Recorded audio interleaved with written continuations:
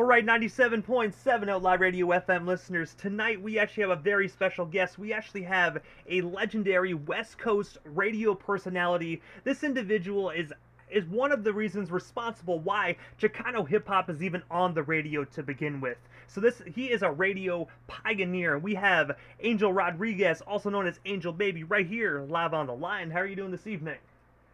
I'm doing great, man. I'm doing really smooth, man. What's cracking late in Canada? What's up, and then everybody? Oh man, we're doing best we can possibly be down here in Canada, man. I hope you're doing actually well over there. I saw the news recently, man. You guys got some forest fires going on, and then of course you also have that crazy heat wave. Like saw like 110 degrees. Us Canadians, we would not be able to survive that. It's been going crazy, man, this last week, man. Yes, exactly. The fires have been going down. We've had these flash floods coming on through here also, man. It's been a little. It didn't hit me over here where I stay, man, but surrounding areas been hit pretty bad, man. So prayers for everybody out there, man. Because I know around the world too, there's a lot of madness going on with the weather right now too, man. So a lot of prayers for everybody out there, man. And Angel, I know you're a very busy individual, man, so I'm going to dive right into this interview, but I got to take you back to the beginning of your amazing career this far, man. And I do know, coming from a fellow radio personality, there's always a story on how you originally got on the radio and got into the radio business just in general. So I have to ask, man, what actually made you decide to pursue a career within just the music industry and, of course, radio as well? Well, when I've always loved bumping music for everybody, man. It's just always been a passion of mine, man. Music and spinning music for people, man. We're just kicking back, hanging out. But actually, how I fell into radio, it was just that I fell into radio, man. I met the program director of one of the radio stations right out here in the Inland Empire. I bumped into him at a store, man, and I was giving him praise because I was listening to the show, and it just so happened he invited me down to come check out what they got going on. And when I was down there, taking a little tour of the studio, he invited me to volunteer. If I'd like, man, would you like to come on in and intern and volunteer? And thus, before that, I had no radio experience, was taking no classes or nothing, man. So whatever I'm doing nowadays, I truly believe it's heaven sent. It's coming from up above, you know. So I just started putting my dedication and time and volunteering with this radio program. After I started volunteering with them right here at 88.3 FM at Radio Aslan, I started taking some classes actually after that to start learning the whole broadcasting mode, man. And that's about it right there, man. I took some classes for a couple of years. Plus, I was hands on in it. And man, it's just been going strong ever since, man. Ever since I first jumped on the radio myself, man, it's been going well, man. A lot of people dug whatever I was doing, and it's grown so much for me, bro. Yeah. And when you said you actually became an intern at that station, how long did it take actually before you actually became an official employee? I was actually doing a news segment. I was doing a news segment on my own and doing helping the guy with his dedications and request show. I would say probably for about a good 3-4 years, man. Just volunteering and learning and like I said, I took some classes for a couple of years, and then a spot opened up because all the spots were filled on our spot. Man, we have a program called Radio Aslan out here. And there's 5 different DJs on there, and myself, I wasn't one of them till a spot opened up for me. So when they gave me that time slot, which was an overnight spot, man, I went on the air at 2 in the morning, bro, and I was going at 2 in the morning till 7 in the morning, and so it took a few years. It took about a good 3-4 years before I finally got my own time slot, bro. And also as well, you were actually the forefront for actually putting Chicano hip-hop on the radio itself. I was wondering if you can actually tell our listeners the story behind that, and of course, what originally made you decide to make this decision, and of course, try and get Chicano hip-hop on the radio in general. Well, okay, when I first started, when I first started my radio program, man, I used to I was doing the oldies, dedications, and requests show overnight, and I was doing that for a couple of years. Actually, my original time slot was from 2 in the morning till 5 in the morning. So, and there was another show that used to go on from 5 to 7 in the morning. We broadcast from the University of California right here in Riverside. So there was another jock that used to go on after me from 5 to 7. During the summertime, the jock that used to do that time slot from 5 to 7 in the morning, I used to go home and because they were actually students at UCR. Myself, I was not a student at UCR, but a lot of the other jocks on the Radio Islam program were students. I was the only community person that came in. That's why I say I'm blessed to be doing what I'm doing. I know it's I would say I'm handpicked from the man up above to be doing what I'm doing, bro. So when that radio personality would split out for the summertime to go visit his family, that time slot from 5 to 7, I was just filling it in with same thing by all these dedications and requests. And around that time was when a lot of Chicano hip hop started coming out, man. There started being after Kid Frost and Lighter Shit of Brown were doing their thing, which hit the commercial airwaves. There started to become a lot more underground hip hop that was coming out, man. There was music coming out from San Diego with like low profile records with Little Rob, Mr. Shadow, and then also right here in LA also, man, there was Familia Records who started putting out a lot of Chicano hip hop also. So I was hearing none of that on the radio.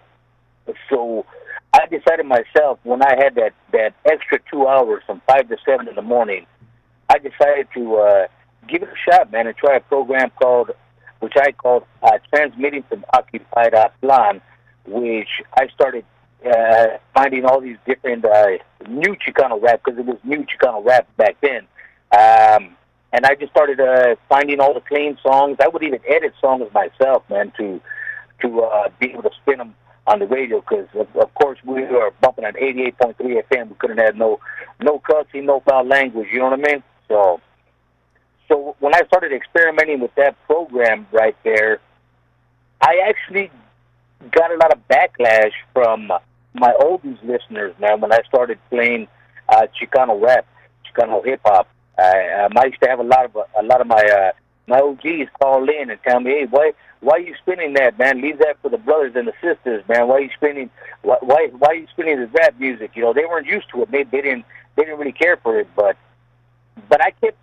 I kept hearing it, man, because I was digging the music. I wanted to help us get where we are right now, which is now you hear some Latin hip hop, some Chicano hip hop on the radio nowadays, you know. And back then there was none, bro. You know, so when I started spinning it, it actually took a couple of years till the audience finally started digging on it and actually requesting some music, and then a lot of artists that were coming up, they would shoot me their music, man. And if it was a clean radio edit and it had a bounce to it, I would spin some of that stuff, man, like the Browntown Looters, man. Other stuff by Lighter Shit of Brown that commercial radio wasn't playing, you know. That's basically how I started the Chicano hip hop show, man. There wasn't nothing like that on the radio at all when I first started. So we started it on Radio Aztlan 88.3 FM on the overnight show, man, and it took off, man. It took off so well that a couple of the local radio stations that were around our area actually started picking it up and doing their programs, which you might have heard of the Focus Better Local show, right? I heard of that, yeah.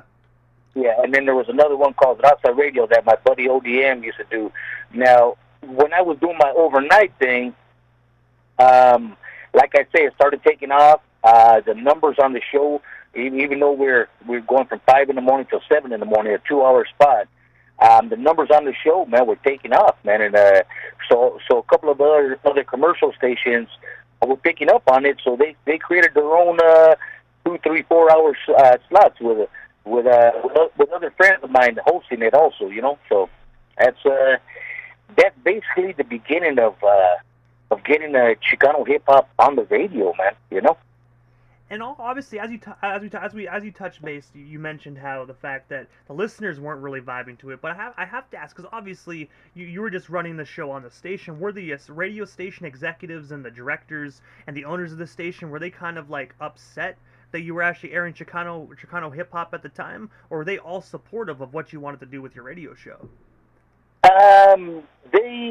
They weren't too crazy about it, to be honest. They let me do it. They let me run the program that I was running, but they were not too crazy about it.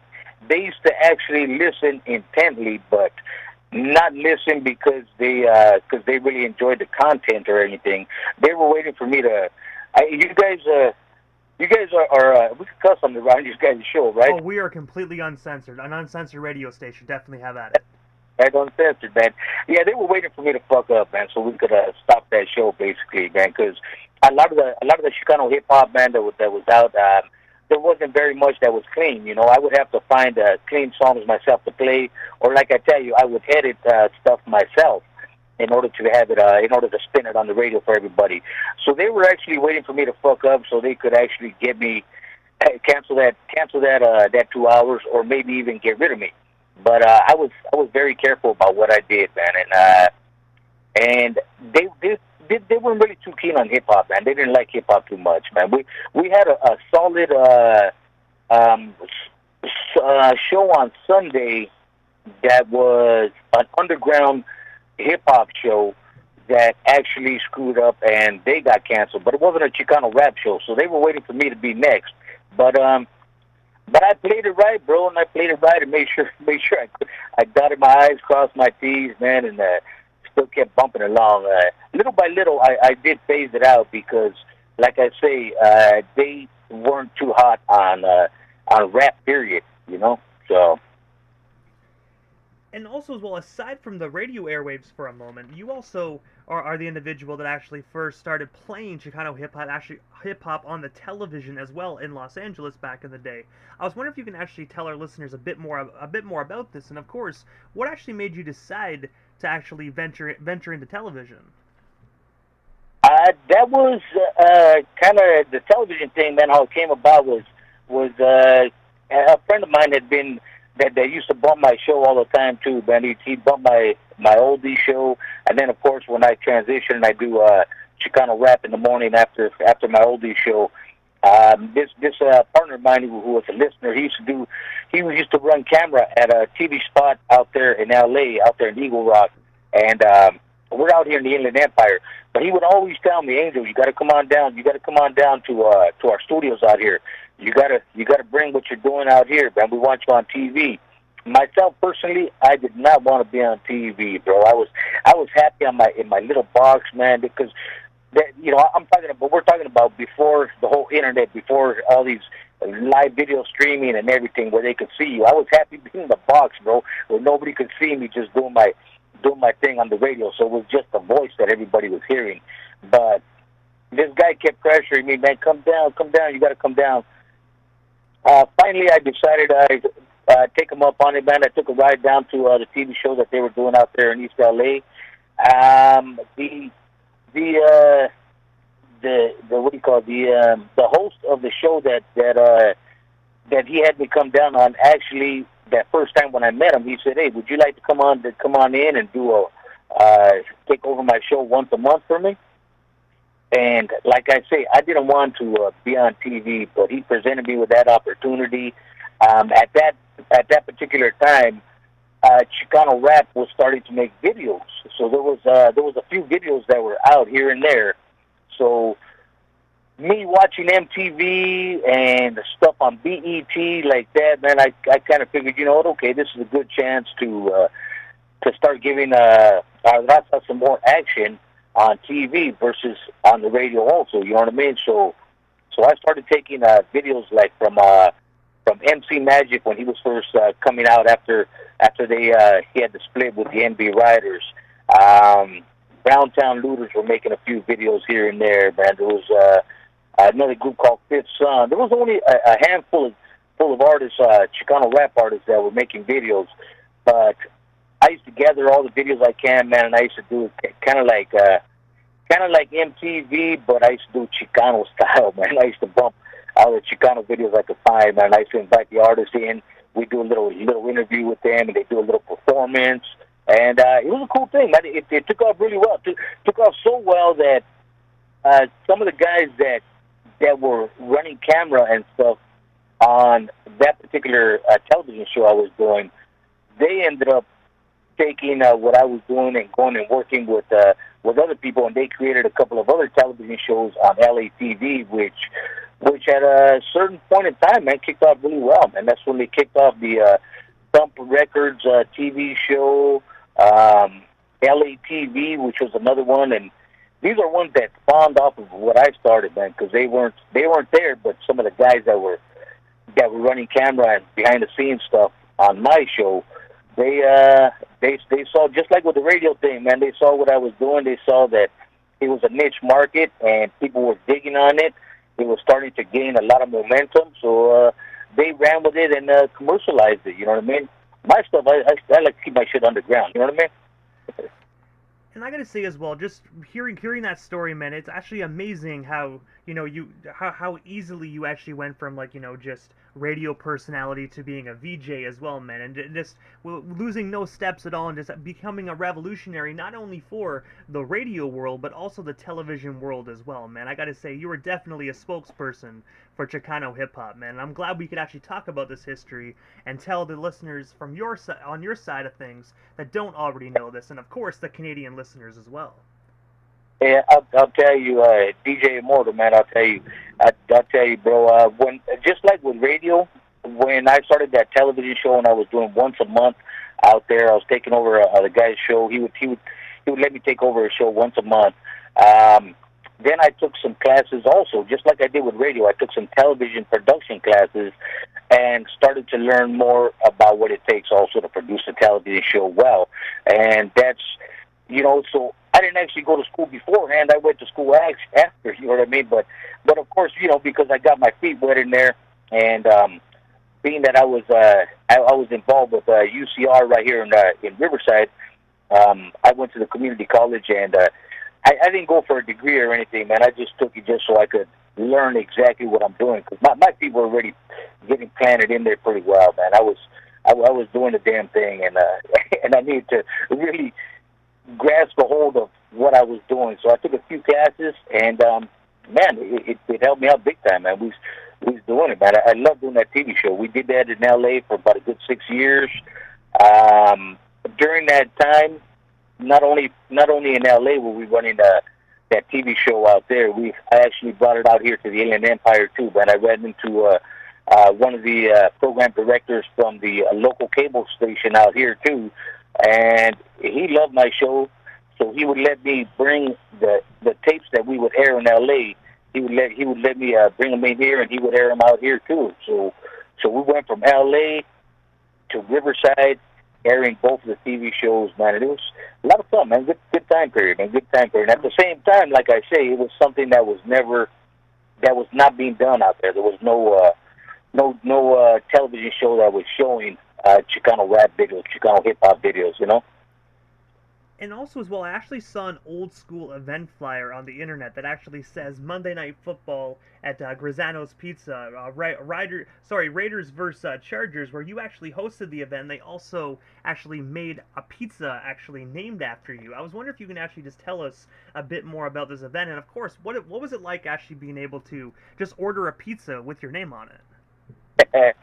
Oh man, that was crazy, bro. That was a lot of fun, man. A lot of fun during that time period too, man. I used to be in the printing field. Okay, I used to be in the printing field. So the owner of Graziano's Pizza came to me so I could print up his menus, his business cards, and whatnot. Because I used to do graphics and printing, and when I was doing his artwork and stuff like that, he realized who was actually doing the work for him, which is Angel Baby. So he approached me with the idea of creating an Angel Baby pizza, man. And I dug the idea. I told him, yeah, let's do this, man. So we spent a few nights in his pizza place experimenting with the ingredients for the Angel Baby pizza to make sure it came out right, which the pizza itself was something that I used to do growing up. Growing up as a kid, man.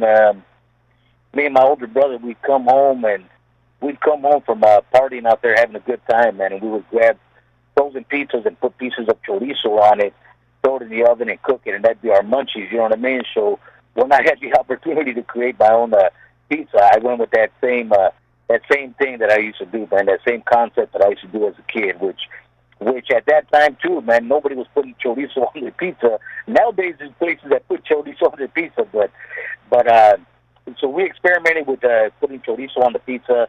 It had just to have the right amounts, and it was good, man. It was good, and to promote the pizza, we would do like that. Monday night football games. I'd get a couple of hip hop artists that I was working with. They would do a little halftime performance in there. We'd spin some music. And, of course, we'd give out pizza samples. And by that time, I was actually working for 2 different radio stations. I was working still with Radio Aslan 88.3, but I actually got myself a gig at the local commercial station out here, which was 99.1 KGGI. I used to do their Sunday old school show. So we used to promote my pizza on both of their stations and even on my TV show, man. So I had all 3 working at one time, man. It was cool. It was cool, dog. You look cool. I gotta say as well, definitely sound like a phenomenal time as well. You know, just being able to do something like that and actually promote your own pizza with your name on it. Like for the listeners that actually are listening, that are in the area, do they still actually make that Angel Baby pizza? And if so, like, what are the hours of the store? That way they can slide on through and taste this phenomenal creation. Well, unfortunately, the owner of the spot right there, man, Graziano's Pizza right here in Riverside, unfortunately, he got himself caught up in some bad times, and he lost his business, so thus went the Angel Baby Pizza, man, to dust. But I do have another friend right now who just approached me a few months ago. He's building his own spot called the Pizza Plug, man. Good friend of mine, EC. He's actually a hip hop artist too. That I spin his music also. He's actually got his location about to open, I believe, in another month or so from now. So he approached me with the idea of resurrecting the Angel Baby Pizza. So that is what's on deck right now. Is we haven't sat down and talked business yet, but that's coming. And as far as getting back in the kitchen and making sure we make it, make the ingredients right so it comes out perfect. That's what's coming up next. So you'll probably see some video and pictures coming up within this next month of us doing some experimenting, making sure we get the right combination for the Angel Baby Pizza, man. So Pizza Plug, people out there, my home is EC, then got Pizza Plug on deck, and it's coming, and it's going to be carrying the Angel Baby Pizza. We're going to resurrect it, man. We're going to resurrect it, man. We're going to have to shoot you one out there, man, or have you come out here and hang out with us one day, Dougie. Hey, man, I got to say, you definitely had me a pizza, man, so I'll definitely be out to California. Yeah. Yeah. But also... I just think a lot of cool things happening like that, man. This other friend of mine, at the end of last year, he goes by the name of Frank Hats, where he makes the lowrider hats, which like the one that I have on in the picture that you use for the promo. Okay, that particular black derby that I'm wearing on there, that is my own Angel Baby derby. That at the end of last year, a partner of mine approached me to create an Angel Baby derby, man. That it's got my picture on the inside, my autograph on the inside, on the side pin where the band that goes around. It's got my Oldies Forever pin on it too. So and that is available at Frank's Hats, GarciaHats.com. I'm actually about to go pick another one up right now when I get off the interview with you, man, because we got a show out there in the ocean coming up, man. We're taking off for this Sea Cruiser Latin Cruise event, so I got to pick me up a new lid. You know what I mean? And also, as well, you actually, not too long ago, actually partnered up with Tony A. the Wizard, where you were actually a guest on his radio show, Rhodium Radio. I was wondering if you can actually tell us a bit more about that. And, of course, how did yourself and Tony A. get connected? Because I actually watched that broadcast, and I got to say, it was definitely very phenomenal conversations. Thanks, man. Thanks. I appreciate that. Tony A. Just reached out to me, man. you know, he's the legend, man. He's a legend. When he reached out to me and gave me the opportunity to be on his show, man, I had never met him before that. To be honest, I knew of him. I knew his. I used to check out the podcast myself that he was doing and catch some of the interviews that he had on.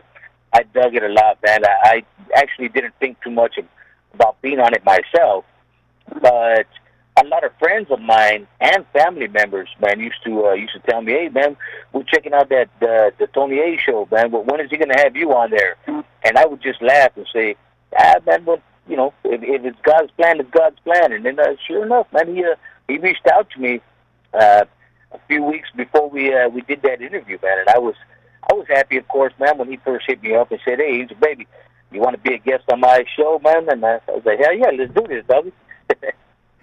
And I gotta say, you can never go wrong with Tony A. the Wizard, man. Such a legendary individual. Like, just West Coast hip-hop history in general, man. Did some phenomenal work with High C. Oh, yes. And you know what's a really cool thing, too, is, you know, the famous, besides some of the other work that a lot of people don't know about him, the famous song that he did with High C, which "I'm Not Your Puppet," is actually an oldie sample, you know what I mean? "I'm Your Puppet."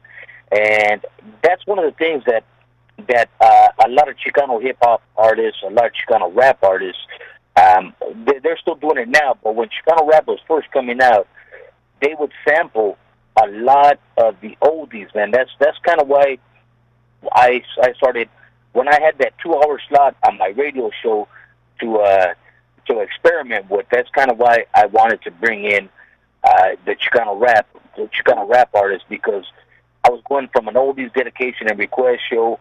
A lot of the Chicano rappers were sampling some of the music that I'm playing, so it was kind of hand in hand. You know what I mean?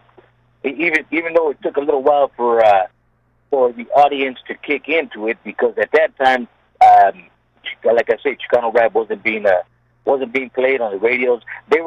People weren't even bumping it in their cars, man. So you know, let me tell you this one. Let me take this back real quick to the Chicano rap show that I started on the radio. One of the things you asked me before, what actually made me want to do that. I'm driving around. I'm sitting at the stoplight, and I see a carload next to me, full of a bunch of homies, and they're bumping, you know, some Ice Cube, some NWA. They're bumping it. They're rapping the lyrics and everything. And as I'm driving around, they hit up another corner, and at another stoplight, same thing, you know, bunch of homies, bunch of raza bumping Chicano rap, and bumping some more, like it was either some High C stuff. Some High C stuff, some DJ Quick or something like that, man, bouncing some gangster rap. So being on the radio myself and starting to hear a lot of the new Chicano rap that was coming out that wasn't getting no airplay, I said to myself, you know what? I'm going to start this show, and one day I'm going to be sitting at the stoplight again, and I'm going to see the homies bumping some Chicano rap mixed in with, of course, some NWA and whatnot. You know what I mean? So that was one of the things that inspired me to push on and help us get out there, help us get our music out there in the rap form. You know what I mean?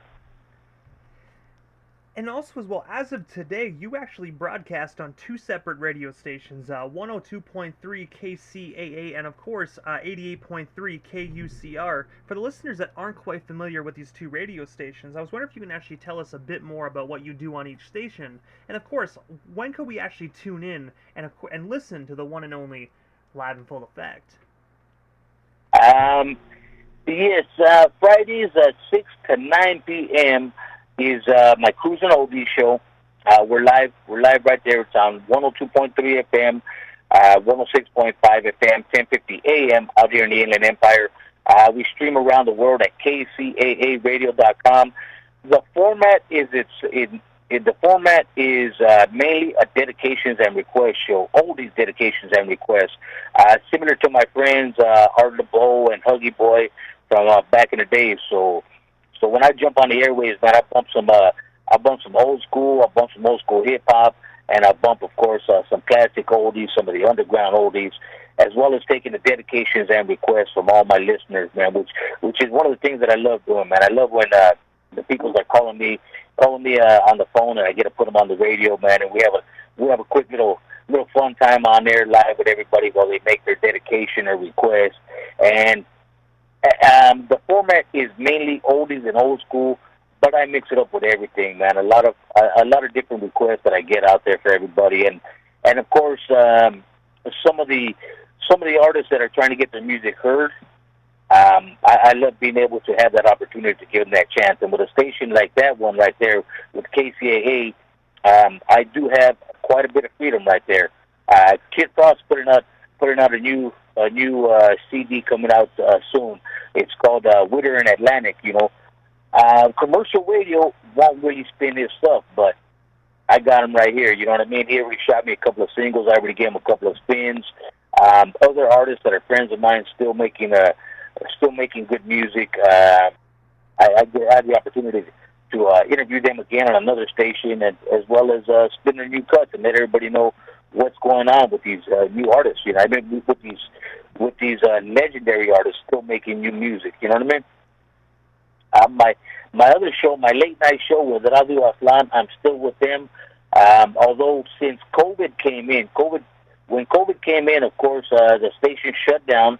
Of course, just like the whole world shut down, and we still have not went back live yet. So right now, what's airing on my overnight show is all my old shows, all my classic old shows, which they sound exactly like they're live, man, because you can hear me making their dedications, requests, and bumping along, man. And that goes on every Friday, midnight till 7 a.m.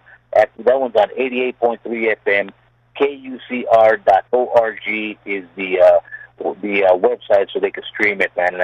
And I will tell you, man, nowadays with the whole internet and all these different apps that everybody's got, man, Apple Music, iHeartRadio, and whatnot, man. My listenership was already strong before, and now, man, it just blew up way more, man. I mean, it was strong before, but now it's even stronger, doggy, you know? And also, as well, I actually saw an event flyer that on October 2nd of this year, you were actually going to be co-hosting an event at 1200 Stadium Way for the Breakthrough Fathers in Hip Hop event. I was wondering if you can actually tell our listeners what can they expect from this event, and of course, how can we actually snag ourselves some tickets to come on out and see you and support this phenomenal event? Oh yeah, man! The breakthrough event in Adelanto Stadium. Myself, bro, I do a lot of community work myself. I love doing a lot of community work. I love helping out wherever I can. And the promoters of this event, they do a lot of community work up there in Adelanto, in the city of Adelanto. So at Adelanto Stadium, they put together this. We're doing anti-bullying. We're doing suicide prevention. We're doing mental health, and there's a few other topics that they are touching base on. So we're gonna have a lot of different performers out there, quite a few different speakers and resources to help out a lot of our youth in the community, man. And, you know, the youth is our future, so we've got to get together and do what we can, and that's what we're doing right there in Adelanto. If you want to get tickets, actually, I do not have the flyer right in front of me right now, but if you do, guys, if any of you out there, any of the listeners out there want to check out my page, Mr. Angel Baby with underscores in between them on Instagram, Official Angel Baby on Facebook.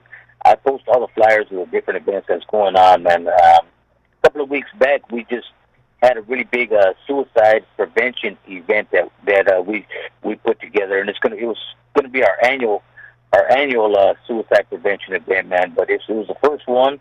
It went well.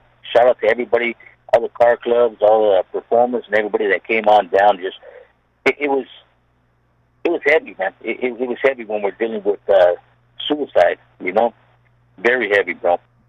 So that's some of the stuff I do, man. That way to break through one another. That's going to be a great event, October 2nd. Come on out there, man. All of you want to come on out there. It kicks off at 10 a.m., ends about 8 o'clock. I'll be co-hosting out there with a lot of other good friends of mine. Also, I'm going on my 18th year of putting on this big food drive that I do for Thanksgiving. We call it Angel Baby's Turkey Jam Food Drive. And like I said, we got 18 with a bullet this year, man. 18 years of putting on this food drive where I put on a big show. Like I said, a lot of variety of performers come on through, man. Some of my oldies friends, some of my hip hop friends, some Spanish singers, Aztec dancers, vendors, a lot of different car clubs. And all we do is get together and just gather food to help feed the less fortunate for Thanksgiving. That's coming up on Saturday, November 19th, the Saturday right before Thanksgiving. Next month also with the Relay for Life, Colton Grand Terrace. I'm the entertainment director with the Cancer Society for Grand Terrace, Relay for Life. Colton Grand Terrace, Relay for Life. So a lot of different stuff going on, bro. A lot of different stuff, man. We can go on about all the different events. My whole year is already booked up, and we're already going into next year, man, with a lot of good stuff. And also as well, Andrew, this is the time in the interview quickly that I give a chance for the individual that does slide into the radio station airwaves, just a chance to give like shoutouts to whomever they want to give shoutouts to. And I do know that you already previously dropped your Instagram and Facebook, but if there is any other social media handles or any other ways listeners and fans can actually contact you, feel free to drop those as well. That way they can follow you and support you all across the board. All right. TikTok, you guys catch me, man. I'm trying to do a lot more TikTok nowadays. It's Mr. Angel Baby on TikTok also. My radio shows is one of the main things, man, that I just love everybody to tune on in with us, man. Every Friday, live 6 to 9 p.m., KCAAradio.com around the world. Stream it. I actually, last week, man, check this out. I got calls from Canada last week, man. Some young lady from Canada, man, called me up, made a dedication request. She follows me on Instagram and listens every week when I say we're about to go live, and she says she tunes on in. So I was really surprised when I got that call from Canada too, man. So that was really cool. I do have a website that's actually in the works right now. It's angelbabyradio.com. So those of you out there, you can put that in your books right there, angelbabyradio.com. By the end of this year, we should be up and running. And the thing that I'm doing with that is all the programming that I do with all the different radio stations that I've worked with, and we're about to put them all together and create my own radio station, just like you guys did right there, man. What you guys got going on with the uncensored hip hop, man, with Outlaw Radio, doggy. I gotta say as well, especially with a veteran personality like yourself, man, definitely I think is the right choice as well, because then you don't gotta listen to anybody but yourself. You can make all the decisions. You're the executive, the director, the DJ, everything, man. So it's definitely a fun gig. Yeah, that's what I'm looking forward to, man. And actually, when I first spoke with you, about a month or two ago, and you told me what you guys had going on right there, that you used to work for another radio station, but you needed to create your own, so you wouldn't have anybody telling you what you can and can't do. And so, shout out to you guys for doing that, man, because that's actually what's been on my mind nowadays is you know, I get a lot of good feedback from the programming that I do of my radio shows, whichever show that I've been on. A lot of people dig the way I put together my musical format. So the whole 24-hour Angel Baby Radio will be coming with you guys next year, and it's going to be the same bomb programming that I do, man, a mixture of everything, as well as some live time slots like what you guys got going on there too, man. So shout out to you guys, man. Woo-woo. I gotta say, definitely, man. I'm definitely looking forward to it. I'll definitely tune in and support as well, because you already know I'm going to tune in and support, man. You actually got some of the best Chicano hip-hop playing, and I know you got a lot of the exclusives that nobody else hears, man. So I'm definitely going to tune in and support. It's definitely going to be locked in my radio dial. Oh, you got that right, man. Getting exclusives is what it is, man. I do got quite a bit of, like I said, the OGs, man, like Kid Frost, Mellow Man Ace, my buddies from a lighter shade of brown, man, that that as soon as they release their new jammies, nowadays, actually a lot of people are doing it online, but they always still tap back into me, man, and shoot me that new single so I could be the first to play it before anybody else does on the radio. So that's always a great feeling myself, man, to be able to spin that new jammy for everybody too, man.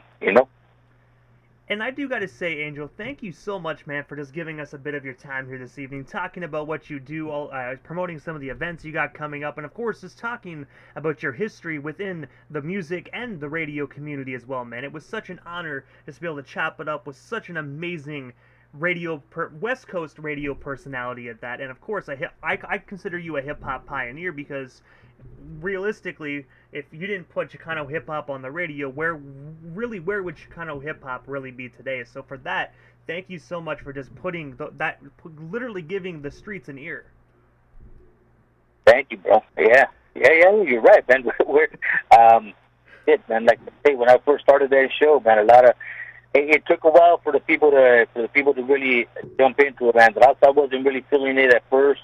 But after I just kept hitting them with a couple of years of it, and they started hearing how the sounds are, that we got some really bomb music, bobbing your head to, vibing to. Nowadays, you see it all over, man. We got a lot of great artists out there that are making music nowadays. The legends still making music, man. Shout out to MC Rec, man. He's one of my Halo artists that we're working with, man. We just recorded a couple of new cuts with him too, and he's always hitting stages with me too, man, rocking the crowds. And shout out to everybody out there, man. Been bumping with Angel Baby for many years, man. Appreciate y'all. And all you new listeners that are going to come along with me, man, I'm going to appreciate you all too, Dougie. Ciao. Hey, man, most definitely, Angel. Thank you so much, man, and definitely have yourself a phenomenal night out there on the West Coast, man. I'll definitely be listening to your radio station whenever it does drop and gets broadcast for the first time to the general public. Thank you so much, Angel. Outlaw Radio, baby Bubba. That's what's up, man. Shouts out to Canada, man. We'll catch you later, Dougie. You take care and enjoy yourself, homie. Hey, I most definitely will. Same goes to you. All right.